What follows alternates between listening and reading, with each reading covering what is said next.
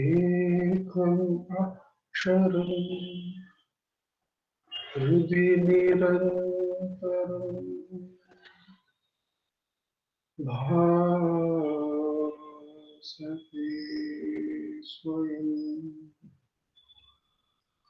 विद्यते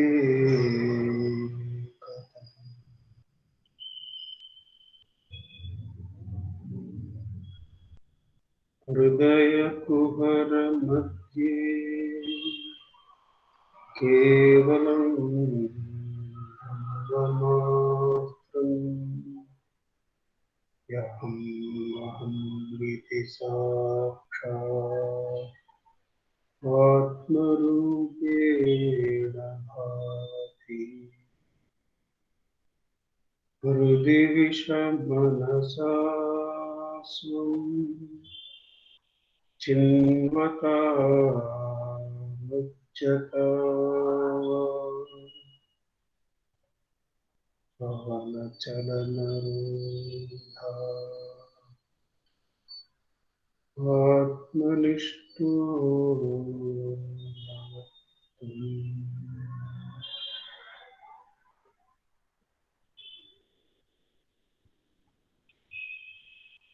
देहं मृण्मयवत् जडात्मकम् अहं बुद्धिर्न तस्यास्त्यतु नाहं तत्ततभावशुद्धिसमये सिद्धात्मसद्भावः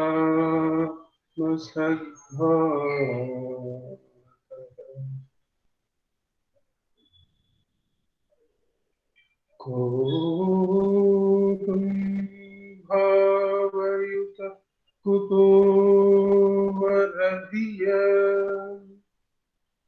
दृष्टात्मनिष्टात्मना सोऽहं स्फूर्तितया अरुणाचल शिवः पूर्णं विभाति स्वयं सोऽहं स्फूर्तितया अरुणाचल शिवः पूर्णो विभाति स्वयं.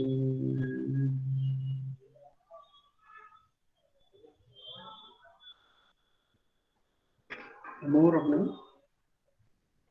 This Namo Ramanaka.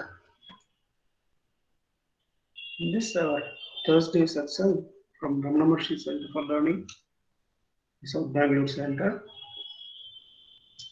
We, as usual, will have two readings from Guruvachaka Kovai, the work by Muruganar Swami. The verse reading will be followed by a short meditation on the meaning of the verse. That will be followed by a 10-minute Atma Ucharan session. These two verses followed by the Vicharam will be followed by any questions that are put up in the chat. If I can address them, or if Akka can address them, we'll take that. That will be followed by the Ashtotram, Shri Ramana Ashtotram chanting by Vaibhavji, and the satsang will be concluded by our President, Dr. Sharadaka's remarks. We start the satsang by reading from the Guruvachaka Kovai. We'll take one verse. The three segments are investigation, meditation, and experience. We are now reading from the meditation segment, meditation on the truth. The subsegment is philanthropy. .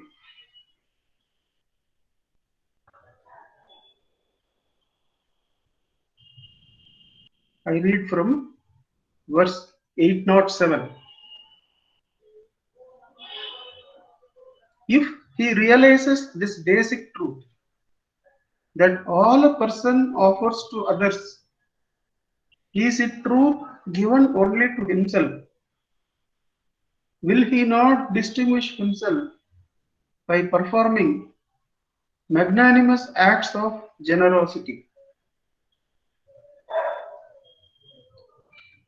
If he realizes this basic truth that all a person offers to others is in truth given only to himself, who will not distinguish himself by performing magnanimous acts of generosity?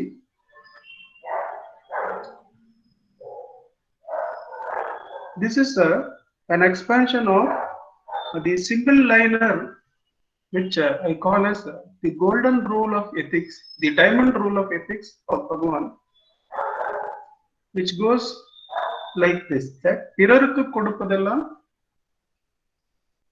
உனக்கே கொடுத்துக் கொள்கிறாய், பிறருக்கு கொடுப்பதெல்லாம் நமக்கே கொடுத்துக் கொள்கிறோம், பிறருக்கு கொடுப்பதெல்லாம் உனக்கே கொடுத்துக் கொள்கிறாய். Like that, the verse, the sentence in the Who Am I goes like that. That is a diamond rule of ethic for me. The golden rule of ethics, of course, is a dharmic act in the area of the karma. The golden rule of ethic, which is followed by all the religions.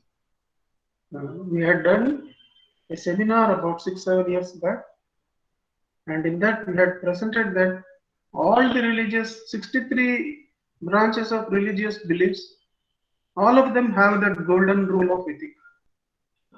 The golden rule of ethic goes somewhat like this: do unto others as you would have them do unto you. Do unto others as you would have them do unto you. If it's a fundamental belief with us that people should talk kindly to us, then we should start talking kindly to everyone, because that is how the rule can be started and completed. Any rule of dharma, if one comes to know it, then that is, if before expecting others to behave like that towards us, we should start behaving like that towards others. Do unto others as you would have them do unto you. That is the most logical way in which the world can become a very good place. Because whatever is a higher ideal that is meditated upon, we have to start practicing that on others without expecting them to return the favor. This is the golden rule of ethics. This is present in almost all the spiritual beliefs. Whereas Bhagavan's diamond rule of ethics is so beautiful that it does not bring into reference the other at all. Without expecting there, the other is posited, and what we expect them to do to us is first meditated upon, and then we have to start acting like that towards others. Whereas here in Bhagavan's rule, whatever we give to others, we are giving to ourselves. This has been a great help to me in my personal journey, this particular diamond rule, because I have understood that whatever I speak in my home to any new person in a satsang, I am giving it all to myself. So there has to be absolute honesty and absolute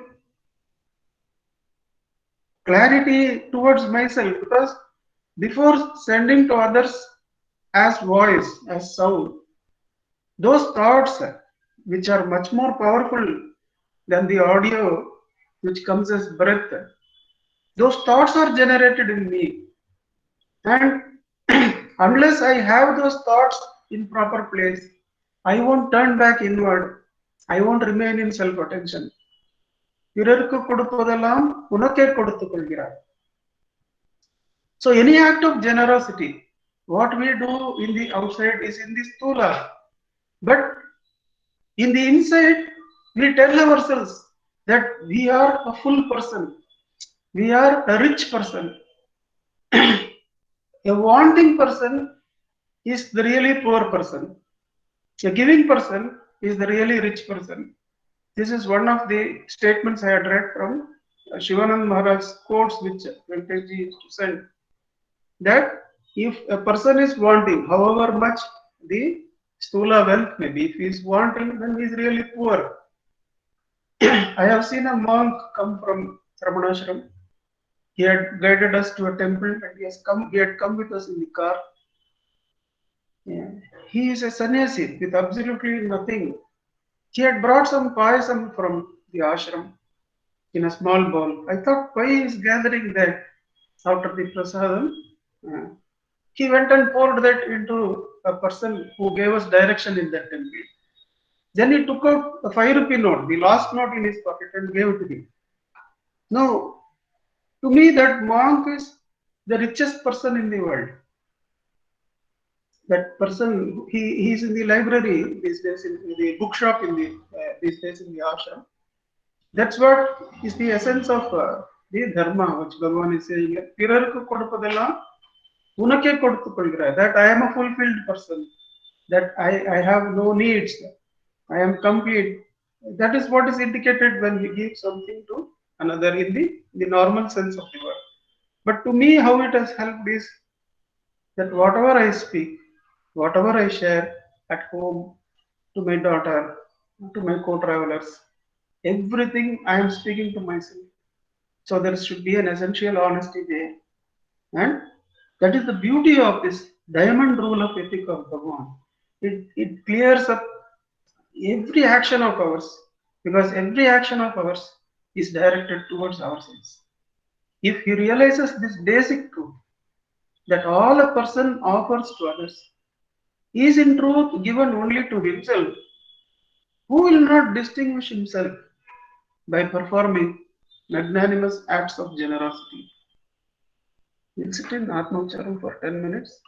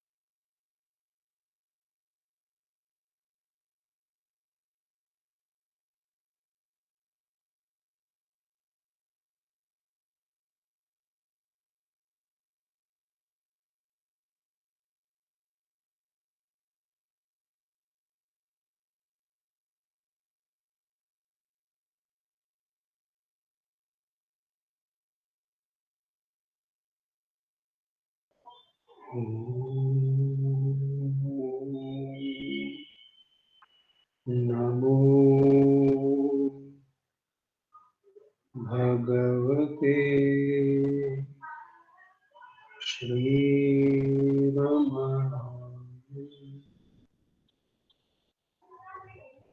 नमो नमः. We go on to the reading of the second verse. This is from the segment again, meditation on truth. The subsegment is collective mind. The collective mind, subsection 81, verse 841.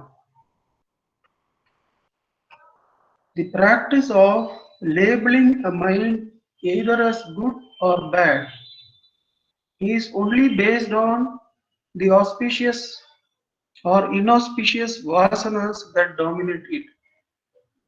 But you should know that the mind that conducts itself in two different ways, good and bad, is only one mind to those who know it as it really is. There is the relevant passage in Who Am I, which has been given as a footnote. There is this also is from a passage in Who Am I, versified as a instruction here, verse 841. The relevant passage is Bhagavan. There are not two minds, a good mind and a bad mind. The mind is only one. Tendencies, vasanas, alone are of two kinds, auspicious, Shubha Vasana, and inauspicious, Ashubha Vasana. When the mind is under the influence of auspicious tendencies, it is called a good mind. And when it is under the influence of inauspicious tendencies, it is called a bad mind. That is Who Am I? Essay version. I'll read the verse again. The collective mind, the practice of labeling a mind as either good or bad, is only based on the auspicious or inauspicious vasanas that dominate it. But you should know that the mind that conducts itself in two different ways, good and bad, is only one mind to those who know it as it really is.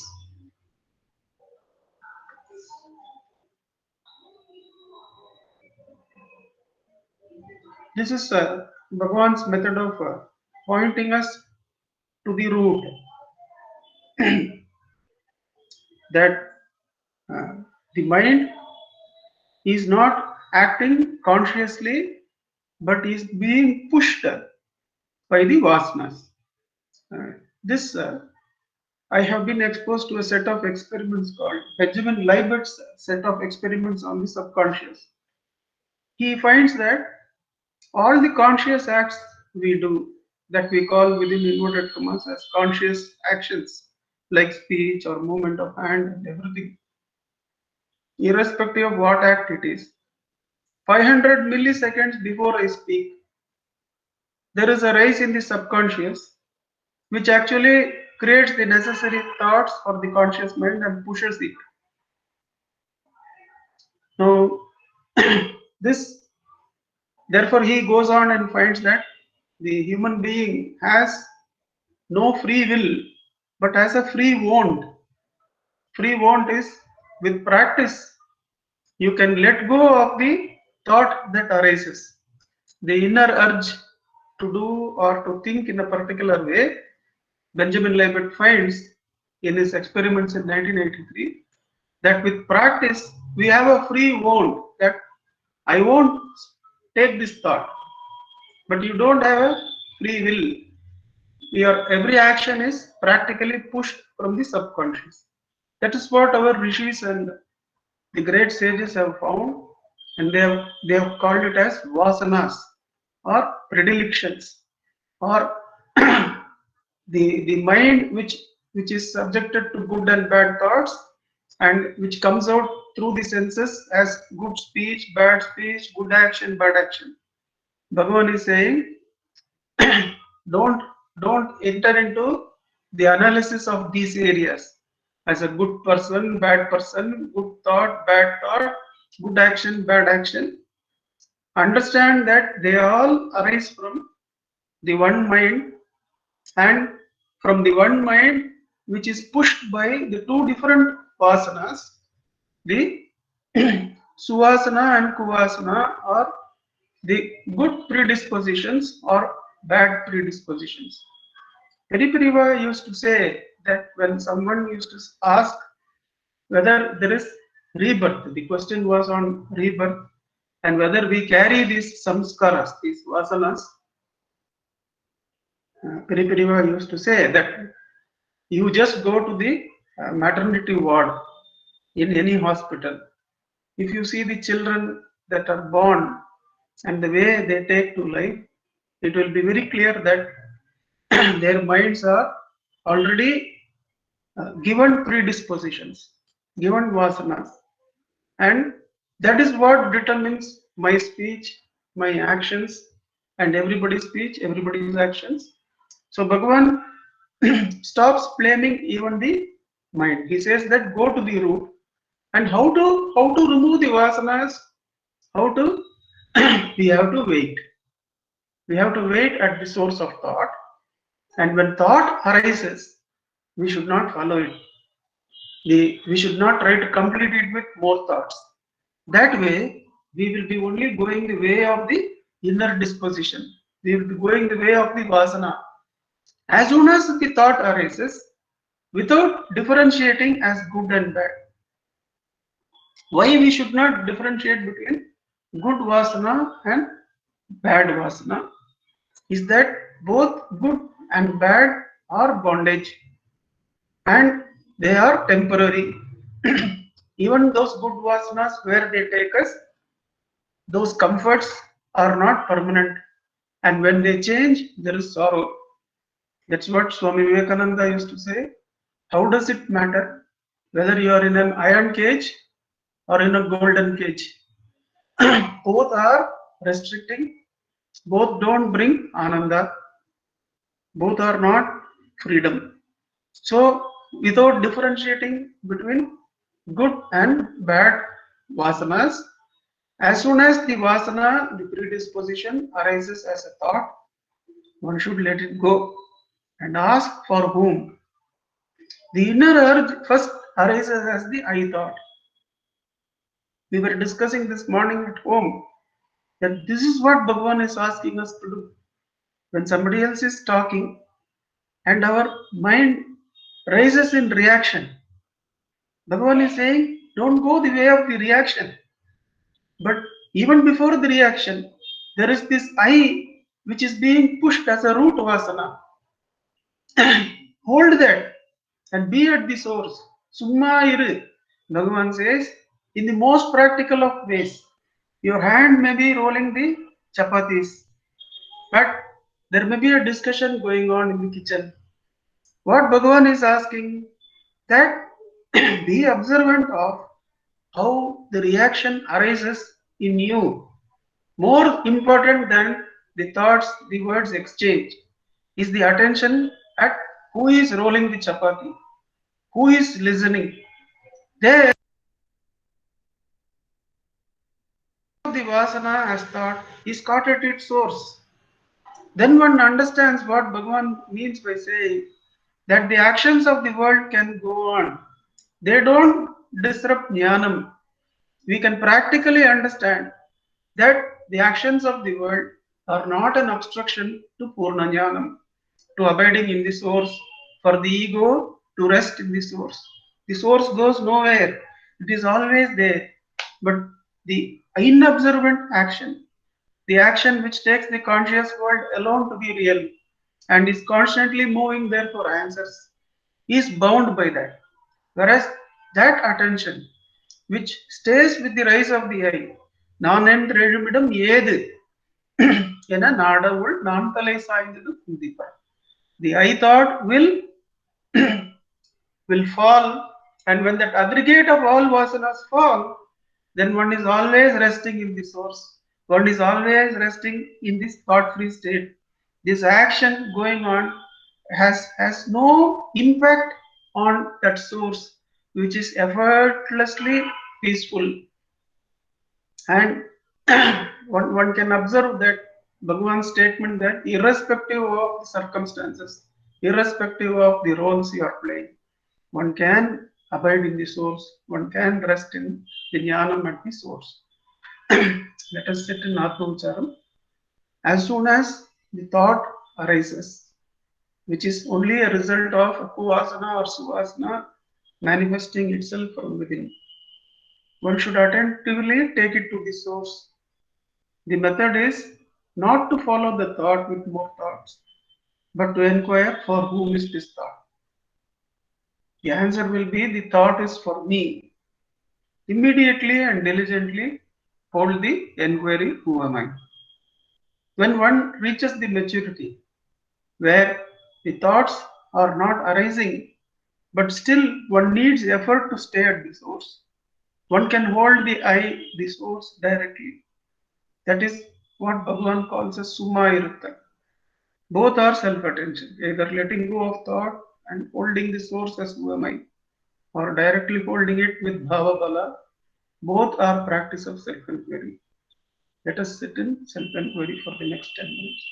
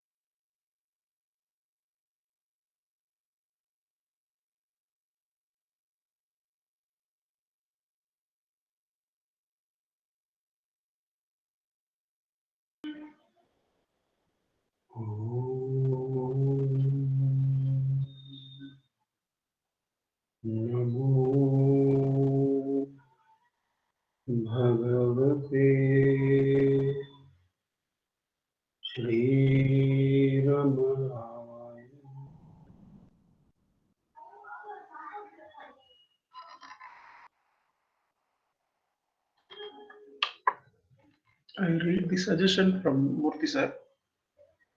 Namo Ramana. Doesn't this verse also include what we perceive as the so-called other good bad people? Meaning, truly there are no good bad people with good minds and bad minds out there. All other minds are projections of our ego mind. Yeah. That point is actually made clear in the next verse, 842, that my mind, their mind is not there. So, since we are restricting it to one shloka, I have just restricted myself to the implication of the who am I.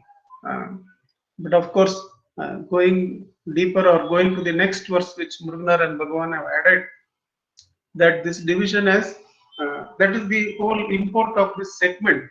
There are only two verses, 841, 842 in this segment called collective mind. That there is only one mind. And this is a question which Chadwick asks Bhagavan, that is there not the individual mind and the universal mind? And Bhagavan would say that there is only the mind, meaning that there is no individual mind. As we go in, we discover the collective within ourselves, that there is only one mind. And Murthy sir is absolutely hitting the nail on the head by saying that there are no other people, good or bad. That's also covered adequately in the next verse. So that's how I had restricted. Anyway, in fact, there was a thought in my mind whether I should read that verse also, because it covered the collective mind properly. I think Bhagavan has acted through you and made me reveal that verse also. Thank you, sir. Thank you for bringing that up. Namo Ramanaka. Namo Ramana. Prostrations to Ramana, who shines as the self in all beings. This verse, the first one, Pirarukivadu Tamakam, which Nandakumarji dwelt upon today, has been a great guiding factor for, I think, for all of us at RMCL, because Nandakumarji has often referred to this verse, and he says that he always offers self-enquiry as a solution to every problem, because when he offers it to others, he offers it to himself also. He gives the same answer to himself. And sometimes, of course, I would not find myself doing the same thing, but this question will come to me. Sometimes, if I give different advice or suggest some action to people, then the question comes back to me about Pirarikivadu, thanks to the reminder, and it's a great path maker for us to remain with what we believe is the highest truth. And so far as the good and bad goes, as the two verses combined were put together, there is no good or bad. Bhagavan, of course, clearly says that the mind is pure in nature. It is a marvelous power of the self, he says. The more we delve into self inquiry, the more it becomes clearer to us that all the variations, all the good and bad, all the differences which we see are all pictures in our mind. They are all thoughts. So we have thoughts, and these thoughts are relative. And but there is the awareness of the thoughts, which is not touched by these pictures, by these variations, by these relative things which happen. And that is not divided, and that is one, as Bhagavan says. So the divisions which we call, which we see, are all the moving pictures, the moving thoughts that we have.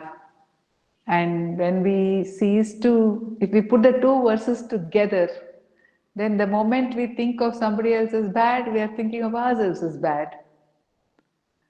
And so, Pirariki vadu tamakam, better even in thought, as Nathakumarji started by saying, thought is the first action, that is the first giving that we do.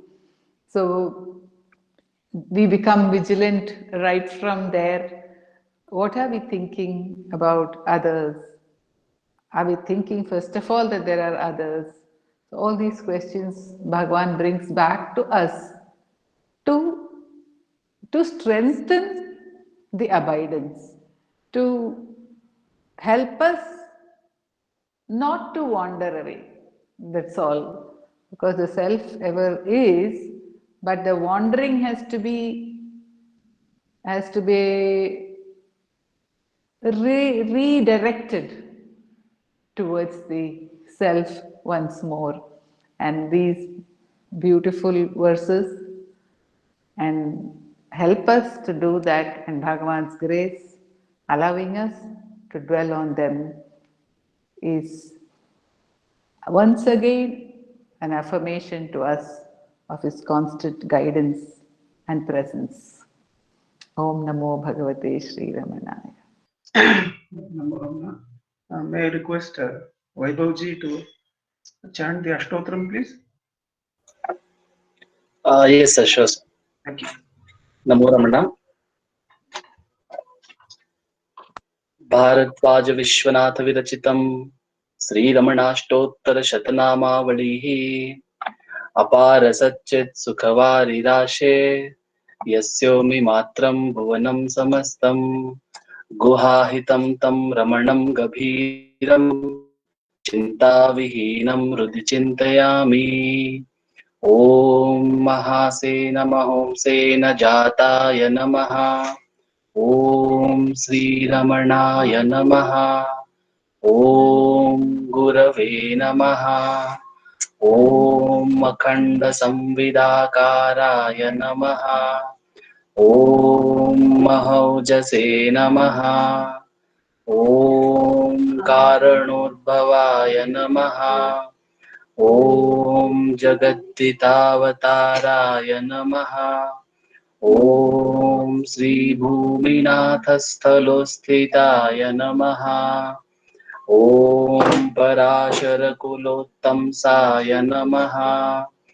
ॐ सुन्दरार्यतपःफलाय नमः। ॐ कमनीयसुचारित्राय नमः। ॐ सहायाम्बा सहायवते नमः। ॐ शोणाचलमहोलीनमानसाय नमः। ॐ स्वर्णहस्तकाय नमः। ॐ श्रीमद्द्वादशान्तमहास्थले लब्धविद्योदयाय नमः। ॐ महाशक्तिनिपातेन प्रबुद्धाय नमः। ॐ परमार्थविदे नमः। ॐ तीव्राय नमः। ॐ पितृपदान्वेषिणे नमः। ॐ इन्दुमौळिना पितृमते नमः। ॐ विदुरादेशतः शोणशैलं प्राप्ताय नमः। ॐ तपोमयाय नमः। ॐ उदासीनाय नमः। ॐ महायोगिने नमः। ॐ महोत्साहाय नमः। ॐ कुशाग्रधिये नमः। ॐ शान्तसङ्कल्पसम्भ्रमाय नमः। ॐ सुचन्द्रशे नमः। ॐ सवित्रे नमः। ॐ स्थिराय नमः। ॐ तपःक्षपितसर्वाङ्गाय नमः। ॐ कमलाम्बुजविलोचनाय नमः। ॐ चन्द्रिकासितहासश्रीमण्डिताननमण्डलाय नमः। ॐ चूतवाट्यां समासीनाय नमः।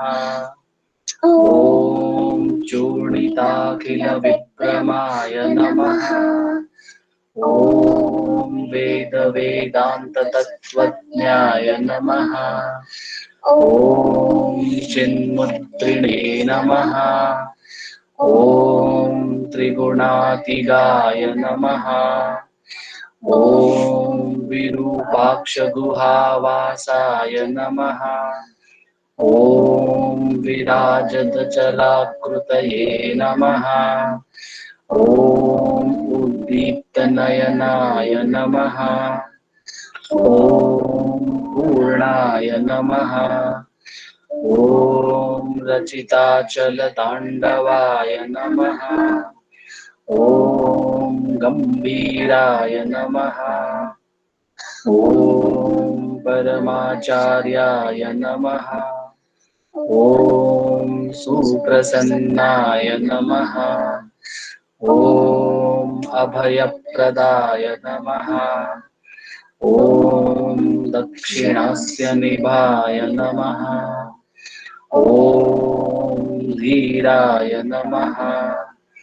ॐ दक्षिणाभिमुखाय नमः। ॐ स्वराजे नमः। ॐ महर्षये नमः। ॐ भगवते नमः। ॐ ईद्याय नमः। ॐ भूमविद्याविशारदाय नमः। ॐ विमलाय नमः। ॐ दीर्घदर्शिने नमः। ॐ आप्ताय नमः। ॐ ऋजुमार्गप्रदर्शकाय नमः। ॐ समदृशे नमः। ॐ सत्यदृशे नमः। ॐ सत्याय नमः। ॐ प्रशान्ताय नमः।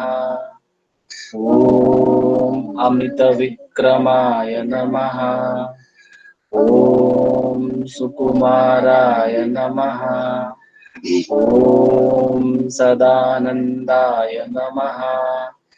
ॐ मृदुभाषिणे नमः। ॐ दयार्णवाय नमः। ॐ श्रीशोणाचलमहृद्भूतस्कन्दाश्रमनिकेतनाय नमः। ॐ सद्दर्शनोपदेष्टे नमः। ॐ सद्भक्तवृन्दपरिवृताय नमः। ॐ गणेशमुनिभृङ्गेन सेविताङ्घ्रिसरोरुहाय नमः। ॐ गीतोपदेशसारादिग्रन्थसञ्चिन्नसंशयाय नमः। ॐ वर्णाश्रममतातीताय नमः।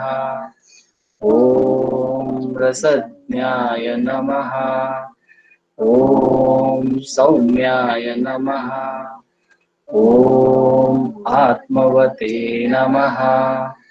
ॐ सर्वावनिमतस्थानाम् आराध्याय नमः। ॐ सर्वसद्गुणिने नमः। ॐ आत्मारामाय नमः। ॐ महाभागाय नमः। ॐ मातृमुक्तिविधायकाय नमः। ॐ विनताय नमः। ॐ विनुताय नमः। ॐ विप्राय नमः। ॐ मुनीन्द्राय नमः। ॐ पावकोज्ज्वलाय नमः। ॐ दर्शनादगसंहारिणे नमः।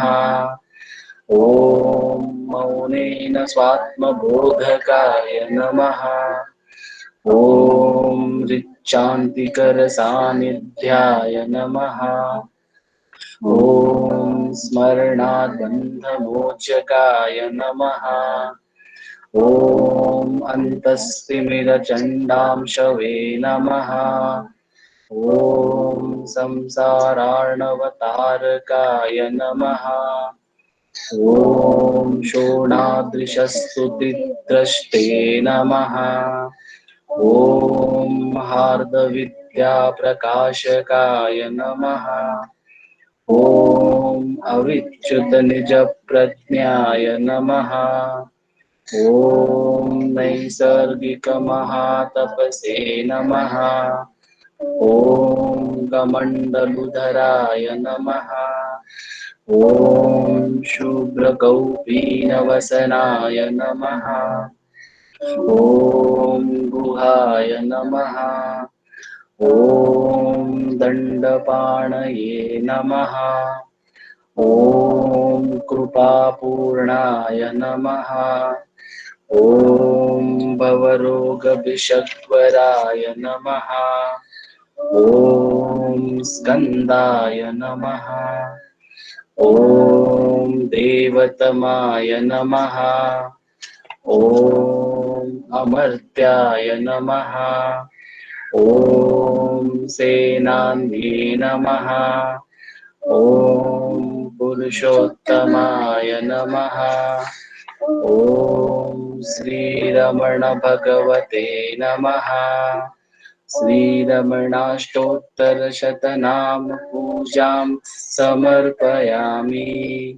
यस्थानोररुणाचलस्य पदयोः स्मृत्याजनिं प्राप्यत दिव्यानुग्रहसुप्रवाहविवश सादात्म्यभावं गतः निःश्चस्वगभीरनित्यतपसा लोकान् पुनासेकरात् तस्मै श्रीरमणाय ते नम इदं लोकोत्तरज्योतिषे। Namo Ramana to everyone.